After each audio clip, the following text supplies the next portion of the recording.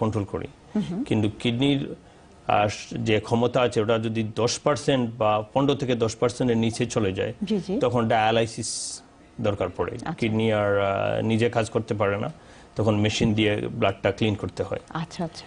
Dialysis ধরেন প্রায় 500,000 আমেরিকাতে প্রায় 500,000 মানুষ ডায়ালাইসিস আছে। তখন ডায়ালাইসিস গেলে তখন অনেক সমস্যা আছে, এটা অনেক কস্টলি। আর যাদের মনে করেন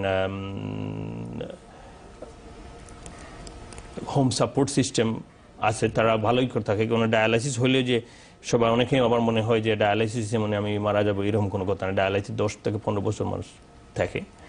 কিডনি ট্রান্সপ্ল্যান্টও করা যায় যাদের মনে হয় কারো কিডনি নষ্ট হয়ে গেছে। জি জি ডক্টর রহমান, আমাদের আসলে একটা কল চলে আসছে অধরা জর্জিয়া থেকে। অধরা বলুন আপনার প্রশ্নটা। বলুন।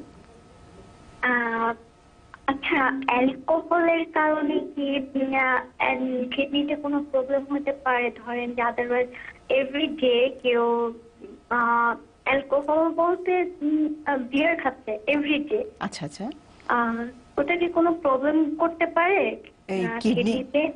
অ্যালকোহলের থেকে কিডনি প্রবলেম হতে পারে কিনা?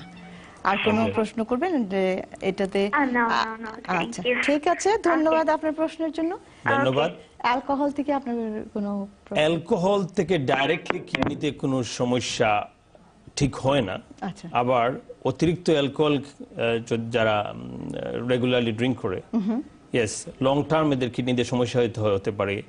ডাইরেক্ট কিডনিতে না, ধরেন এদের ইলেকট্রোলাইট যেগুলো সোডিয়াম, আমাদের শরীরে সোডিয়াম আছে, যেটা একটা ইম্পর্টেন্ট ইলেকট্রোলাইট, ওটা কমে যেতে পারে আমাদের শরীরে। আর শরীরের মধ্যে ওয়াটারটা বেশি হয়ে যেতে পারে। আর এর থেকে মারাত্মক সমস্যা যেমন অনেক সময় হয় যারা বিঞ্জ ড্রিঙ্কিং, যেটাকে আমি বলি, বিঞ্জ ড্রিঙ্কিংটা একটু বাংলায় বলে দিবেন? আমার মনে নেই, অতিরিক্ত মদ্যপান করে যারা আর কি, মানে